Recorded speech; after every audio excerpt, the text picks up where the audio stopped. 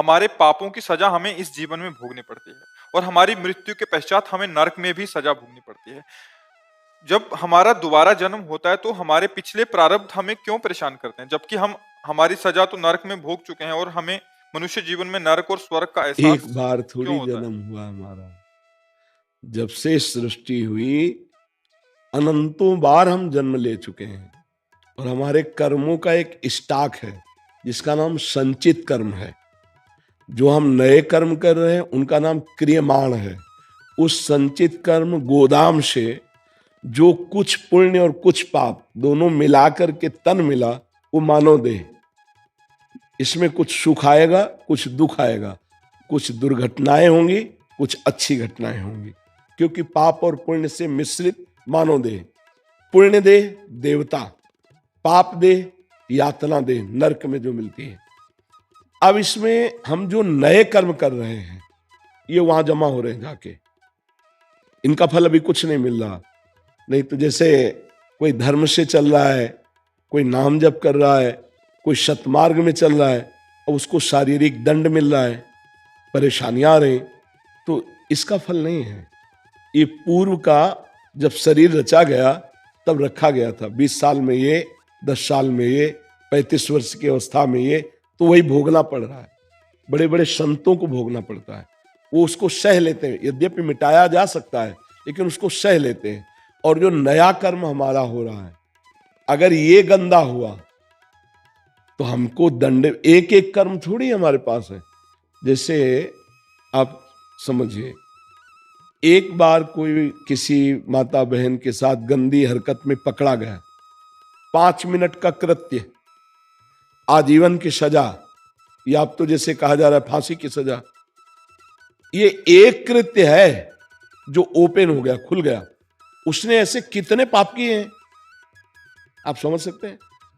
वो कहेगा मैं पूरी जेल जीवन भर भोग रहा हूं, तो एक कृत्य का भोग रहे हो, लेकिन तुम्हारे ऐसे लाखों कृत्य हैं पूर्व से लेकर अब तक, एक एक क्रिया का कितना भारी भारी दंड है, यही देख लो ना। लेकिन हजारों क्रियाएं ऐसी जो हमारी ओपन नहीं हुई, तो यहां तो नहीं चल दंड मिला, लेकिन वो सब 1 सेकंड का भी लिखा जाता है हिसाब। अब वो जमा हो गया, अब उनमें से कितने पापों का दंड नरक में मिलेगा, पूरा रजिस्टर है और पूर्व का है। अब फिर उसे नई योनि में दिया गया। एक जैसे जेल में भी जाता है तो कुछ सुविधाएं दे दी जाती है, ये आजीवन जेल में रहेगा इसलिए ऐसा ऐसा ऐसा।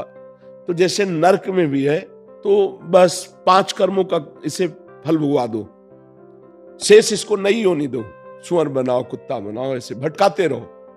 फिर एक बार मनुष्य जन्म दिया गया, अब वो चाहे पूरा रजिस्टर भस्म कर सकता है, नए कर्म ऐसे कर सकता है जिससे भगवान मिले, पर फिर चूक, फिर वो तो इतना स्टॉक पुराना जमा है कि हमसे कोई नया कर्म ना हो तो भी हमें नरक भोगना पड़ेगा। इसीलिए सबसे हाथ जोड़ के कहते हैं कि नई फसल अच्छी तैयार करो और पुरानी में आग लगा दो गोदाम में। वो आग लगाएंगे भगवान, उनके हाथ में है वो।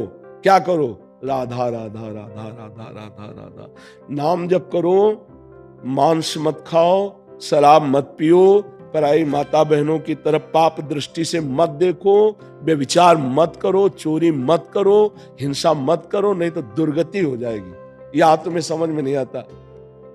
देखो, पाप का फल एकांत में मिलता है, समाज में नहीं मिलता है। अगर समाज में मिलने वाला विधान होता तो थोड़ा अच्छा रहता है। डर जाते लोग, नहीं डर जाते, 2-4 डंडे यहाँ मार के ले जाते पकड़ के, फिर जो धुनाई होती है अंदर वो बहुत कष्टदायी होती है। अगर वही चौराहे पे हो तो बहुत सबकी आंखें खुल जाए। नहीं, एक कर्म का फल आजीवन कारावास है, एक कर्म का फल फांसी है। सोचो ऐसे कर्म तुमने किए हैं कि अगर वो ओपन हो जाए तो कितनी बार फांसी हो, कितनी बार हमें कारागार आजीवन मिले, तो वो व्यर्थ थोड़ी चलेगा भैया।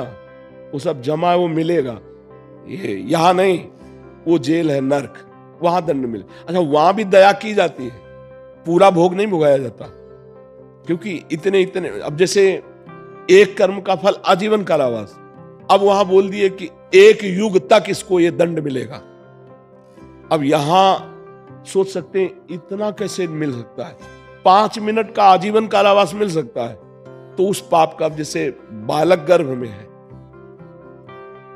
अब आपने देखा कि लड़की है, मरवा दिया, अब ये पाप तुम्हें नरक जरूर ले जाए, तुम्हारी दुर्गति कर देगा, यहां भी अशांति और वहां नरक भोगना पड़ेगा। और ये पाप लगभग सब कर रहे हैं। कोई बिरले बच रहा, अगर गर्भस्थ शिशु अनाचार दुराचार किए और डस्टबिन में फेंक दिए। ऐसे आप लोग तो समाचार पढ़ते हैं, आप लोग तो देखते हैं, देखिए संसार। अब तुमने तो उसे डस्टबिन में फेंका है, लेकिन तुम्हें ऐसी जगह रो नरक में फेंका जाएगा जहां कोई पकड़ने वाला, बचाने वाला नहीं मिलेगा। ये भाई कह देते हमने ऐसा कौन सा पाप किया है, लौटो, थोड़ा शीशा के सामने बैठो, देखो कितने सुंदर हो, आपको पता चल जाएगा। बचपन से लेकर अभी तक सोचो तो होश उड़ जाएंगे अगर एक एक कर्म का दंड मिले। सच्ची कह रहा हूं, अगर एक एक कर्म का दंड मिले, भगवान तो क्षमा कर देते हैं, बड़े कृपालु हैं। अगर पूरा हिसाब किताब मिले ना, तो इसी जन्म में जो हमने किया है, 1000-2000 बार मनुष्य बनाए जाए ना, तो भी अपने भारतीय कानून के अनुसार हर बार हमें फांसी हो। आप देख लो, अंदर से देख लो। अब हम लोग दोषारोपण करने लगते हैं, भगवान ने ऐसा क्यों। यार भगवान को मत दोष दो, तुम्हें खेती दे दी, उपाय दे दिया, बोगे क्या, बीज दे दिए, ये आम का है, बम्बूल का है, ये दाख है, ये छुहारा है, अब क्या बोगे, बम्बूल। अब कहो भगवान बड़ा निर्दयी, हमारी खेती में काटे। भैया बोया क्या है आपने, बीज तो उसने सब दिए। आप अच्छा कर्म कर सकते थे, आप समाज राष्ट्र की सेवा करके, भजन करके, भगवान को प्राप्ति वाले कर्म, आपने बुरे आचरण किए हैं। तो इसलिए ऐसा कि फिर इतना भगवान कष्ट क्यों देते हैं। नहीं, भगवान बड़े कृपालु हैं, वो हमारी उस दुर्दशा में भी हमको सहयोग दिया कि नरक से निकाल के फिर मनुष्य बना दिया। पर आज हम फिर भी चूक कर रहे हैं, न नाम जप कर रहे हैं, न धर्म से चल रहे हैं, मनमानी आचरण करते जा रहे हैं, और उनका फल भोगना पड़ेगा। कितने पाप हो रहे हैं जो अपने को पापात्मा नहीं समझते हैं। पाप कर्म कितनी जोर के हो रहे हैं। सबसे ज्यादा पाप भ्रूण हत्या, गर्भ हत्या, ये सब महान पाप है। और ये सब अब आप देखिए, इतना पाप बढ़ चुका है कि पति पत्नी में विश्वास बीच में नहीं रह गया, पिता पुत्र में विश्वास नहीं रह गया, भाई भाई में विश्वास, कितनी कालिमा छा रही है। इसीलिए चिंता लगती है कि यदि आप अपना सुधार नहीं किए तो कैसे सुखी हो पाओगे। एक घर में रहते हो, पति पत्नी में परस्पर प्यार विश्वास नहीं, तो कैसे जियोगे, कैसे जियोगे। वो बूढ़ा माता पिता मेहनत करके कमा के तुम्हें इतना बड़ा ब्याह बर कर दिया, अब वो हर समय भयभीत रहता है कि पता नहीं जहर न दे दें बच्चे, मार न दें, और आखिरकार कभी कभी निकाल भी देते हैं घर से बाहर, पीट भी देते हैं। क्या हो रहा है, ये पापाचरण, चाहे 1000 बार नरक भोग लो फिर भी तुम पवित्र नहीं होगे। इसलिए मुझे लगता है सुधार किया जाए। नाम जप एक ऐसा साधन है जो सारे पापों को नष्ट कर देगा।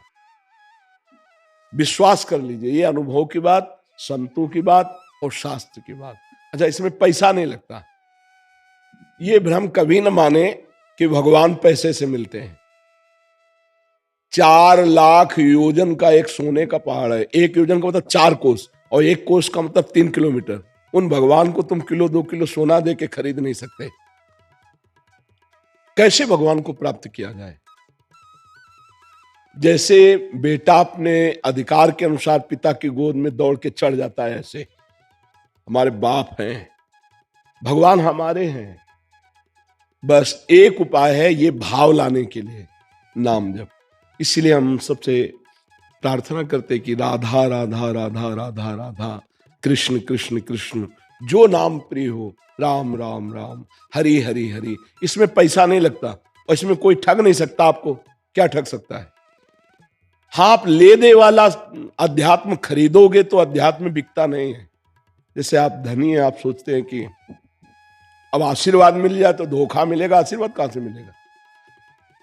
और स्पष्ट आज्ञा कर रहे हैं कि भगवान की प्राप्ति के लिए धन की जरूरत नहीं है। राधा राधा बोलो, धर्म से चलो। आप बोलो क्या, अरे भगवान तो तुम्हारे केवल भाव के भूखे, जो सुदामा जी के टूटे हुए चावलों में स्वाद लिया, वो 56 भोगों में कभी सराहना नहीं की।